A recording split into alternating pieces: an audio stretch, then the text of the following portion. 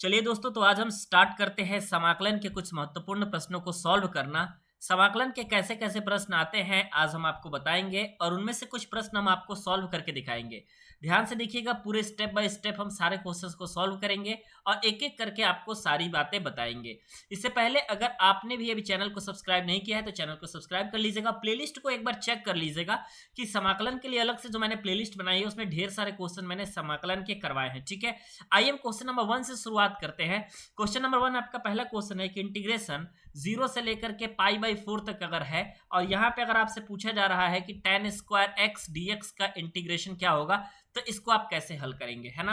एक-एक स्टेप लेकर के चलेंगे। सबसे पहले आप ये देखिए कि अगर आप सोचेंगे कि tan स्क्वायर x का डायरेक्ट इंटीग्रेशन क्या होगा, तो ये पॉसिबल नहीं हो पाएगा, ठीक है? क्योंकि tan स्क्वायर x का डायरेक्ट जो है ये इंटीग्रेशन नहीं होता है। तो tan स्क्वायर x को हम किसी फॉर्मेट में तोड़ेंगे जिसका इंटीग्रेशन संभव हो पाता है, ठीक है? तो आइए देखते हैं कैसे हम इसको तोड़ते हैं। सबसे पहले इसको हम लिख सकते हैं इंटीग्रेशन 0 से पाई/4 और उसके बाद अगर हमारे पास यहाँ पे tan स्क्वायर x है तो tan स्क्वायर x को दोस्तों हम एक फॉर्मूला हमको मालूम है कि sec square x minus 1 dx आप इसको लिख सकते हैं, ठीक है? अब आप यहाँ से अगर sec square x minus 1 dx लिखे, अब अगर आप यहाँ पे इंटीग्रेशन ऑपरेट करेंगे तो आप आराम से इंटीग्रेशन कर सकते हैं। जैसे sec स्क्वायर x का जो इंटीग्रेशन होता है दोस्तों, यहाँ पे ये होता है tan x माइनस 1 का जो इंटीग्रेशन होता है दोस्तों, ये होता है आपका x और ये 0 से लेकर के पाई/4 तक आपका रहेगा, ठीक है? अपर लिमिट यहाँ पे आपका पाई/4 है और लोअर लिमिट आपका 0 है, ठीक है? अब आपने इतना सॉल्व कर लिया। अब सिंपल आपको क्या करना है कि अपर लिमिट और लोअर लिमिट की वैल्यू को रख देना है। उसके बाद आप आराम से क्वेश्चन को हल कर सकते हैं। अपर लिमिट कितना है आपका पाई/4 है। यहाँ पे आप वैल्यू को रखिए तो यहाँ पे आपका निकल के आ जाएगा tan पाई/4 माइनस पाई/4। ये आपका अपर लिमिट की वैल्यू हो गई माइनस लोअर लिमिट आपको रखना है। चूंकि आपको फाइनल आंसर ज्ञात करना है तो अपर लिमिट माइनस लोअर लिमिट करते हैं आप। तो लोअर लिमिट यहाँ पे 0 है तो आप यहाँ पे वैल्यू रखेंगे तो ये हो जाएगा आपका tan 0 माइनस में 0, ठीक है? इतना आपको निकल के आएगा, इतना आपका। अब आप यहाँ से अगर आगे बढ़ेंगे तो आपको मालूम चलेगा कि tan पाई/4 की वैल्यू 1 होती है, तो 1 माइनस पाई/4 आपका यहाँ से एक आंसर 1 माइनस पाई/4 हो गया माइनस में। यहाँ पे tan 0 की वैल्यू भी आपकी 0 होती है और यहाँ पे 0 ऑलरेडी है आपके पास। तो यहाँ पे आपके पास फाइनल आंसर क्या निकल के आ जाएगा, जरा सा आप इस पे विचार कीजिए। फाइनल आंसर आपका निकल के आ जाएगा 1 माइनस पाई/4, ठीक है? इसको अगर आप और सिंप्लीफाई फॉर्म में लिखना चाहते हैं तो आप इसमें से 4 जो है एलसीएम ले सकते हैं, तो ये आपका हो जाएगा 4 माइनस पाई। तो 4 माइनस पाई अपॉन में 4 इसका करेक्ट उत्तर हो गया। मुझे उम्मीद है ये क्वेश्चन आपको समझ में आया होगा, ठीक है? क्वेश्चन में कुछ नहीं था, बस हमने क्या किया है कि tan स्क्वायर x dx को हमने sec square x minus 1 dx के फॉर्मेट में तोड़ दिया है। इंटीग्रेशन किया है तो इंटीग्रेशन sec स्क्वायर x का आपको ऑलरेडी मालूम है कि tan x होता है और 1 का इंटीग्रेशन आपको मालूम है कि x होता है, ठीक है? उसके बाद आपने इस तरीके के क्वेश्चन को आराम से बना लिया, किसी भी प्रकार की आपको दिक्कत नहीं हुई। आइए अब हम नेक्स्ट क्वेश्चन की तरफ चलते हैं कि नेक्स्ट क्वेश्चन आपके पास क्या निकल के आता है, ठीक है? अब आप यहाँ पे अगर आपसे कहा जाए कि नेक्स्ट क्वेश्चन बताइए तो देखिए आप इसको कैसे हल करेंगे, ठीक है? यहाँ पे आपके पास एक क्वेश्चन है, ध्यान से देखिएगा। क्वेश्चन है दोस्तों आपके पास कि इंटीग्रेशन 0 से लेकर के पाई/2, उसके बाद यहाँ पे दिया हुआ है sin x अपॉन में हमारे पास है यहाँ से sin x प्लस में cos x dx, ठीक है? अब आप बताइए कि इसका आंसर आप कैसे लाएंगे, क्या इसका उत्तर होगा? सबसे पहले हमारे पास जो फंक्शन दिया हुआ है उसको हम i मान लेते हैं, ठीक है? जैसे कि हम सबसे पहले लिखेंगे कि माना i इज इक्वल टू, यहाँ पे हमारे पास क्या दिया हुआ है i की वैल्यू, तो 0 से लेकर के पाई/2 तक यहाँ पे दी हुई है। उसके बाद यहाँ पे दिया हुआ है sin x अपॉन में आपके पास दिया हुआ है sin x प्लस में cos x, ठीक है?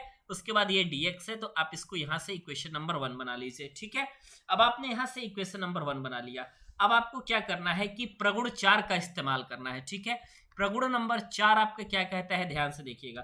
प्रगुण नंबर 4 कहता है कि अगर इंटीग्रेशन a से लेकर के b तक होता है अगर आपका fx dx, तो इसकी जो वैल्यू होती है निकल के आ जाती है आप लोगों का है, सॉरी यहाँ से देखिए प्रगुण 4 क्या कहलाता है, थोड़ा सा मिस्टेक हो गया हमसे।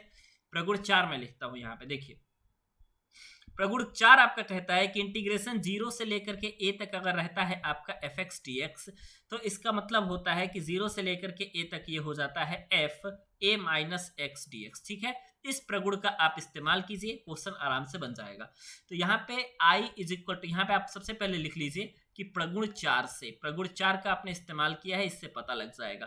तो फिर ये i इज इक्वल टू क्या हो जाएगा दोस्तों, 0 से लेकर के π/2 तक। अब प्रगुण 4 का अगर आप इस्तेमाल करेंगे तो यहाँ पे हो जाएगा आपके पास साइन π/2 माइनस x हो जाएगा आपके पास, फिर अपॉन में आपके पास यहाँ से निकल के आ जाएगा साइन π/2 माइनस x हो जाएगा, फिर प्लस में यहाँ पे निकल के आ जाएगा आपके पास कॉस, उसके बाद हो जाएगा यहाँ पे ये π/2 माइनस एक्स। ठीक है, उसके बाद यहाँ पे ऑलरेडी आपने dx लिखा हुआ है, इसको आपने इक्वेशन नंबर 2 बना दिया। ठीक है, अब आप इसको सॉल्व कीजिए तो ये क्या हो जाएगा, ध्यान से देखिएगा, मैं डायरेक्ट यहाँ पे रिजल्ट लिखूंगा। i इज इक्वल टू, अब आपके पास क्या हो गया है, 0 से लेकर के और π/2 तक था। ठीक है, अब यहाँ से ध्यान से देखिए क्या है, sine 90 minus theta cos theta हो जाएगा, sine 90 minus theta cos theta हो जाएगा, cos 90 minus theta sine theta हो जाएगा। तो यहाँ पे क्या निकल के आ जाएगा, साइन 90 माइनस थीटा यहाँ पे कॉस थीटा हो गया, कॉस 90 माइनस थीटा यहाँ पे साइन थीटा हो गया, और साइन 90 माइनस थीटा हमारे पास कॉस थीटा हो गया। इसको आपने इक्वेशन नंबर 2 बना लिया। ठीक है, अब आप क्या कीजिए, आपके पास समीकरण 1 क्या है, ध्यान से देखिएगा, समीकरण 1 वही है जो आपका नॉर्मल आपका क्वेश्चन दिया गया था, यानी कि समीकरण 1 था आपका इंटीग्रेशन 0 से लेकर के π/2 तक और साइन एक्स अपॉन में साइन एक्स प्लस में कॉस एक्स और dx, यही था आपके पास। ठीक है, यही आपके पास जो है ये समीकरण 1 था, और यहाँ पे समीकरण ये 2 निकल गया। ठीक है, तो आपने जो है दोनों समीकरण को क्या करना है, ऐड कर देना है। उसके बाद देखिए कि क्या है, क्या मिलेगा हमारे पास, समीकरण 1 प्लस समीकरण 2 से। ठीक है, समीकरण 1 प्लस समीकरण 2 से, दोनों समीकरण को हम ऐड कर देते हैं, तो i और i को अगर हम ऐड करते हैं तो ये 2i हो जाता है। 2i is equal to integration 2i is equal to 0 से लेकर के π/2 तक, ऐड करेंगे तो यहाँ पे ये निकल के आ जाएगा साइन एक्स प्लस में कॉस एक्स। ठीक है, ऊपर आपने ऐड कर लिया इस साइन एक्स को और इस कॉस एक्स को आपने ऐड कर लिया, तो sine x plus cos x हो गया। नीचे आपके पास ऑलरेडी दिया हुआ है साइन एक्स प्लस में कॉस एक्स और ये dx। ठीक है, अब आपने दोनों को ऐड किया तो यहाँ पे ऊपर नीचे का हर और अंश दोनों समान हो गया, यानी कि कट चुके हैं। ठीक है, अब यहाँ पे ये कट चुका है तो 2i की वैल्यू जो है इंटीग्रेशन 0 से लेकर के π/2 तक आपकी हो गई और 1 dx हो गया। ठीक है, ये चीज इंप्लाई करेगा कि 2i इज इक्वल टू यहाँ पे 1 का इंटीग्रेशन आपके पास x हो जाएगा, 0 से लेकर के π/2 तक हो जाएगा। फिर ये अगर आप देखेंगे, अब यहाँ पे आपको क्या करना है, अपर लिमिट माइनस लोअर लिमिट लगाना है, तो 2i is equal to π/2 minus 0 हो जाएगा। ठीक है भाई, और i इज इक्वल टू आपके पास क्या हो जाएगा, π/4 हो जाएगा, और यही आपके पास करेक्ट आंसर हो जाएगा। ठीक है, तो ऐसे सवाल आपके लगेंगे, कोई दिक्कत की बात नहीं, कोई घबराने वाली बात नहीं है, आप आराम से सवाल को लगा सकते हैं। ठीक है, तो कोई घबराने वाली बात नहीं है, बहुत आसान सा स्टेप है, बस प्रगुण नंबर 4 को यूज करना है। इंटीग्रेशन 0 से लेकर के a तक f(x) dx is equal to 0 से a integration f a minus x dx, इसका इस्तेमाल कीजिए और सारे सवाल आपके इंटीग्रेशन के बनते चले जाएंगे। ठीक है, अब चलिए नेक्स्ट क्वेश्चन पे चलते हैं। नेक्स्ट क्वेश्चन आप लोग का किस तरीके का पूछा जाता है। ठीक है, नेक्स्ट क्वेश्चन देखिए, क्वेश्चन क्या है, क्वेश्चन है दोस्तों इंटीग्रेशन 0 से लेकर के, यहां से थोड़ा सा अच्छे से क्वेश्चंस लिखते हैं। देखिए थोड़ा सा इसमें आपको दिमाग लगाना पड़ेगा बच्चों। इंटीग्रेशन 0 से लेकर के π/2, ठीक है, इंटीग्रेशन 0 से लेकर के π/2, उसके बाद क्वेश्चन है dx अपॉन में आपके पास क्वेश्चन है 1 प्लस 10x। ठीक है, तो इसकी वैल्यू जो है हमको सिद्ध करनी है कि ये π/4 के बराबर आएगी। कैसे आएगी, ध्यान से देख लीजिएगा।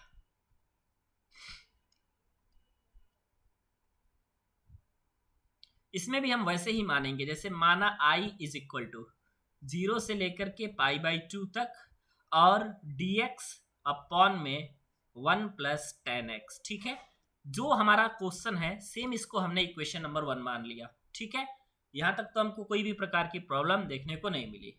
चलिए अब हमको क्या करना है, अब हमको क्या करना है यहाँ से कि अब हमको जो है यहाँ से अगर आप एक काम करते हैं तो देखिए यहाँ पे क्या बनता है। अगर हमारे पास ये हो गया i इज इक्वल टू 0 से लेकर के π/2 dx अपॉन में 1 प्लस 10x, अगर आप इसको लिख सकते हैं। ठीक है, तो तब आप क्या लिख सकते हैं, ध्यान से देखिएगा।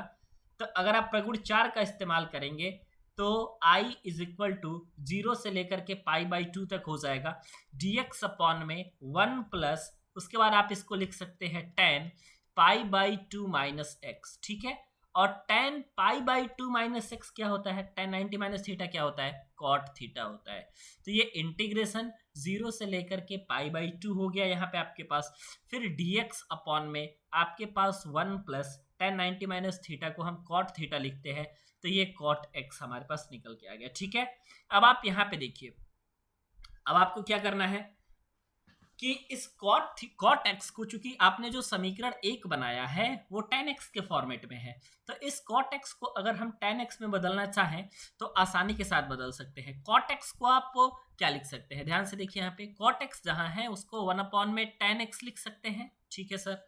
तो अगर आप यहाँ पे 1 अपॉन में tan x लिख करके एलसीएम लेकर के अगर आप सॉल्व करेंगे तो ये इसकी वैल्यू जो है ये आ जाएगी इंटीग्रेशन 0 से लेकर के π/2 तक tan x अपॉन में 1 प्लस tan x, ये आपकी निकल के आ जाएगी। इसको आप इक्वेशन 2 बना लीजिएगा। कुछ नहीं हुआ है, प्रगुण 4 का इस्तेमाल हुआ है यहाँ पे। देन आपका क्या हुआ है, cot x जो है tan 90 minus theta cot theta आ गया है, तो cot थीटा आपने यहाँ पे लिख लिया, ठीक है। अब cot x को आपने क्या किया है कि चेंज किया है tan x के फॉर्मेट में, उसके बाद आपने सवाल को लगा दिया है, ठीक है। समीकरण 1 और समीकरण 2 आपके पास ऑलरेडी बन चुके हैं। चलिए, अब हमने क्या नेक्स्ट स्टेप बताया था, नेक्स्ट स्टेप हमने ये बताया था कि दोनों समीकरण को जोड़ दीजिए। समीकरण 1 को जोड़िए और इसके साथ साथ आप समीकरण 2 को जोड़िए। दोनों को अगर जोड़ेंगे तो 2i इज इक्वल टू आपके पास क्या निकल के आ जाएगा, 2i is equal to integration 0 से लेकर के π/2 तक, और आपके पास क्या हो जाएगा 1 प्लस tan x, ठीक है। क्योंकि समीकरण 1 में ये dx इंटू 1 आप लिख सकते हैं, तो 1 प्लस tan x आपने यहाँ पे जोड़ लिया समीकरण 1 और समीकरण 2 से, और इन दोनों समीकरण के हर में 1 प्लस tan x है, तो आपने यहाँ पे 1 प्लस tan x लिख लिया, ठीक है। और ये dx आपने लिख लिया, इसको काट दिया आपने 1 प्लस tan x से 1 प्लस tan x में, ठीक है, काट लिया, ठीक है। 2i इज इक्वल टू 0 से लेकर के π/2 तक, अब आपके पास 1 dx हो गया। 2i इज इक्वल टू आपके पास यहाँ से x निकल के आ गया, 0 से लेकर के π/2 तक आ गया।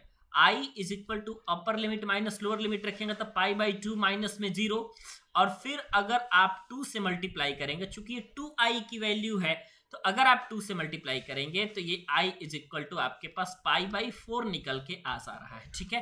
ये π/4 निकल के आ जा रहा है, कोई दिक्कत नहीं है, करेक्ट आंसर आपका आ गया। तो क्या समस्या हुई, कोई किसी भी प्रकार की समस्या नहीं हुई। तो ऐसे ही आप सवाल को लगाइएगा, ऐसे सवाल को लगाएंगे तो कोई दिक्कत आपको नहीं होगी। अब आप आराम से पास हो जाएंगे, ठीक है।